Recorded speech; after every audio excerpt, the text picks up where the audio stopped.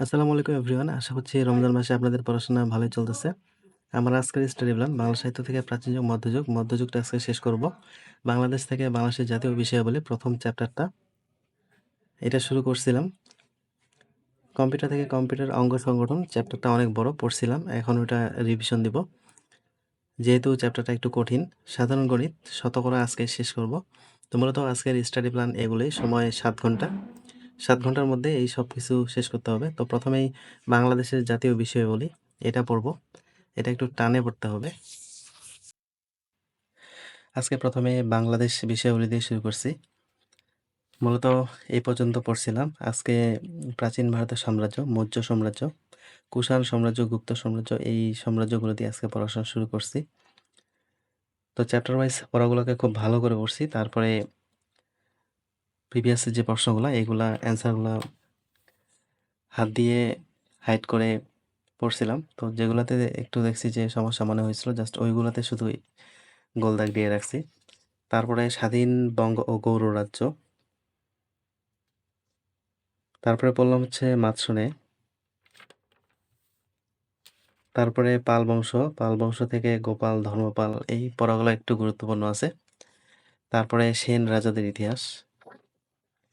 তো আজকে সেন রাজাদের ইতিহাস পর্যন্ত পড়ছি। এইখানে এখন পর্যন্ত যেই চ্যাপ্টার ওয়াইজ পড়াগুলো পড়লাম, তারপরে প্রিভিয়াস যে প্রশ্নগুলো, এগুলো খুব ভালো করে পড়ছি যতটুকু সম্ভব। তো এখন সবগুলো টপিকই একটু দেখার চেষ্টা করতেছি, কারণ এখন যেহেতু সময় মোটামুটি আছে। তো পরীক্ষার সময় হয়তোবা সবগুলো টপিক এত ভালো করে পড়ার সময় হবে না। তখন গুরুত্বপূর্ণগুলোকে বেশি করে পড়বো। আর যেগুলো কম গুরুত্বপূর্ণ এগুলোকে একটু স্পিডি পড়বো অথবা স্কিপ করে যাব।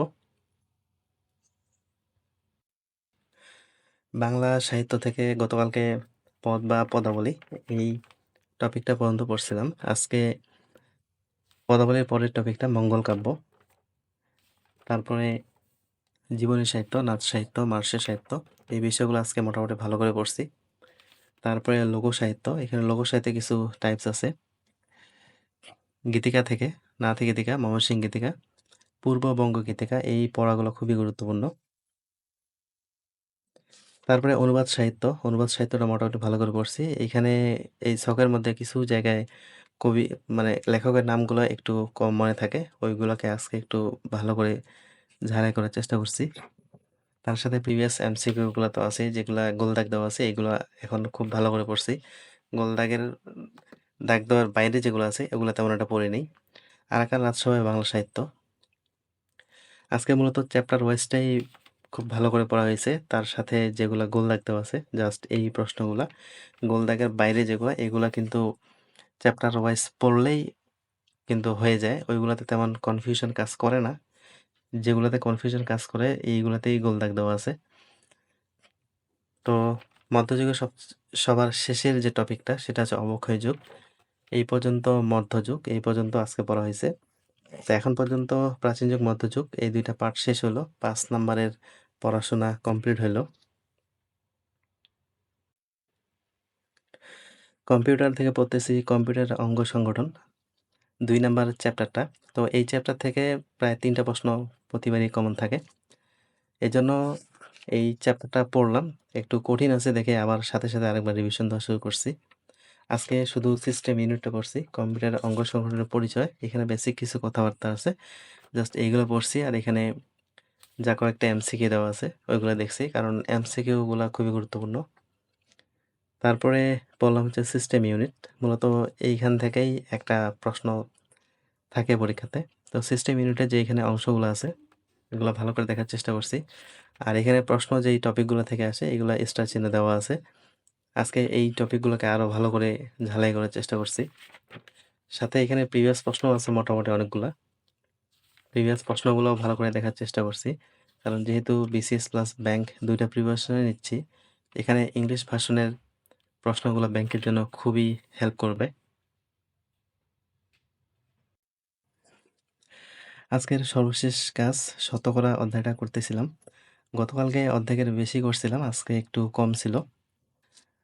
তো টাইপ 4 পর্যন্ত গতকালকে করা হয়েছিল, আজকে টাইপ 5 থেকে শুরু করছি। এখন কিন্তু আগের মতো টাইপগুলা খুব বেশি এটা কঠিন মনে হয় না। এখানে যে কয়েকটা টাইপ ছিল সব কয়েকটা টাইপসে আজকে দেখা হলো।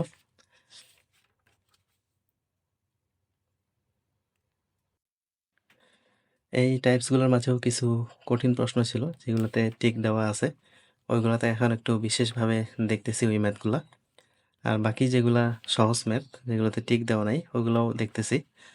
কিছু ম্যাথ খাতায়ও করতেছি। কারণ ম্যাথ জিনিসটাই এমন, যদি খাতায় না করা যায় তাহলে ভুলে যাওয়ার সম্ভাবনাটাই বেশি থাকে। এইজন্য ম্যাথগুলা খাতায় করতে লাগে, তাহলে বেশি দিন মনে থাকে। তো আজকের শতকরা অধ্যায়টা মোটামুটি শেষ হইল। এরপরের দিন শুরু করব সরল ও যৌগিক মুনাফা। আজকের স্টাডি প্ল্যান ছিল এই পড়াগুলো, বাংলা সাহিত্য থেকে প্রাচীন যুগ মধ্যযুগ, আজকে সবটাই শেষ হইল। বাংলাদেশ থেকে জাতীয় বিষয়াবলী মোটামুটি কিছুটা পড়া হয়েছে। কম্পিউটার, সাধারণ গণিত এইগুলোও পড়া হয়েছে। তো বলা যায় মোটামুটি সব কিছুই পড়াশোনা হয়েছে, কিছু না কিছু। তো আজকে এই পর্যন্তই। সবাই ভালো থাকবেন, সুস্থ থাকবেন। আল্লাহ হাফেজ।